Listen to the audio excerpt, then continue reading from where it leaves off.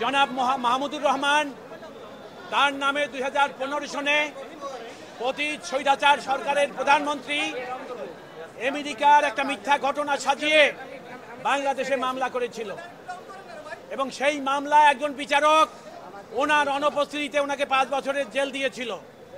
ওনার সঙ্গে জনাব শফিক রহমানও ছিলেন, আরও 2 জন ছিলেন। এবং এই মামলার ঘটনাস্থল আমেরিকায়, সেইটাকে কারসাজি করে বাংলাদেশে ঘটনাস্থল দেখিয়ে সেই মামলা করেছেন এবং জনাব মাহমুদুর রহমান এবং শফিক রহমানকে জেল দিয়েছে 5 বছরে।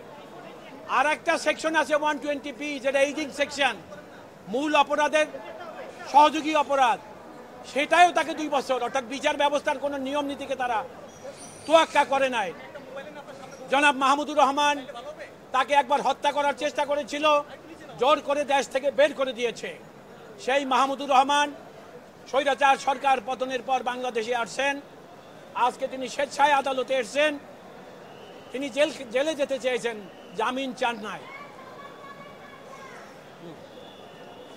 আমরা আদালতের কাছে তার জামিনের প্রার্থনা করি নাই, তাকে জেলে পাঠাবার কথা বলেছি। আর যেহেতু তিনি মন্ত্রী ছিলেন, তাকে যেন প্রথম শ্রেণীর মর্যাদা দেওয়া হয়। জনাব মাহমুদুর রহমান জেলে গেছেন, উনি আপিল করবেন, তারপর জেল থেকে বেরিয়ে আসবেন, সেটাই আমাদের প্রত্যাশা দ্রুততম সময়ের মধ্যে।